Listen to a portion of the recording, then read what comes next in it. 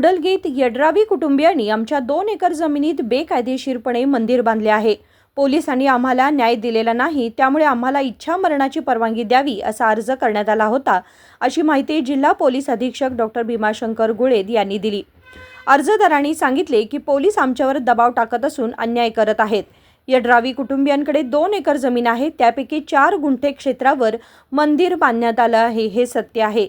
या प्रकरणाचा सर्वे करून योग्य तो निर्णय घेतला जाईल असे डॉ. गुळेद यांनी स्पष्ट केले.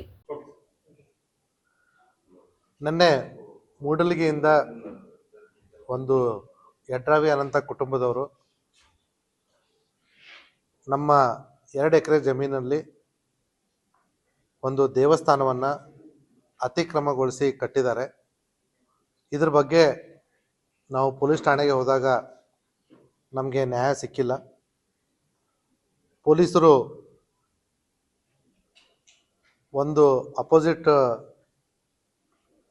ಕುಟುಂಬದವರ ಜೊತೆ ಶಾಮೀಲಾಗಿದ್ದಾರೆ ಅಂತ ಒಂದು ಆರೋಪ ಮಾಡಿ, ಇದೇ ಕಾರಣದಿಂದ ನಾವು ನೊಂದು ಆತ್ಮಹತ್ಯೆ ಮಾಡ್ಕೋತೀವಿ, ಅದಕ್ಕೆ ದಯಾಮರಣಕ್ಕೆ ಅನುಮತಿ ಕೊಡಿ ಅನ್ನೋಂಥ ಒಂದು ಅರ್ಜಿಯನ್ನು ನಿನ್ನೆ ಸಲ್ಲಿಸಿದ್ರು. ಈ ವಿಚಾರವಾಗಿ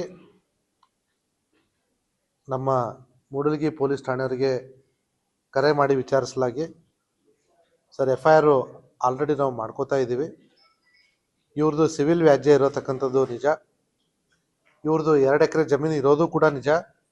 ಆದರೆ ಅಲ್ಲಿ ಸುಮಾರು ವರ್ಷದಿಂದ 4 ಗುಂಟೆ ಜಾಗದಲ್ಲಿ ದೇವಸ್ಥಾನ ಕಟ್ಟಿರೋದು ನಿಜ.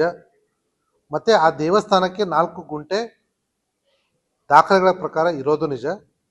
ಇಲ್ಲಿ ಆಗಬೇಕಾಗಿರೋದು ಆ ಜಮೀನಿನ ಸರ್ವೆ.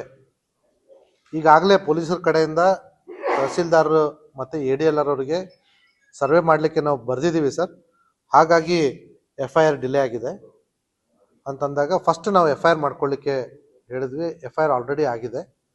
ಮತ್ತು ಈ ಪ್ರಕರಣದಲ್ಲಿ ಕೆಲವೊಂದಿಷ್ಟು ಗಂಡಸರು ಮಹಿಳೆಯರ ಜೊತೆ ಅಸಭ್ಯವಾಗಿ ವರ್ತನೆ ಮಾಡಿದಾರೆ ಅನ್ನೋಂಥದ್ದು ಕೂಡ ಕೇಳಿಬಂದಿತ್ತು. ಸೊ ಆ ಅಸಭ್ಯ ವರ್ತನೆಯ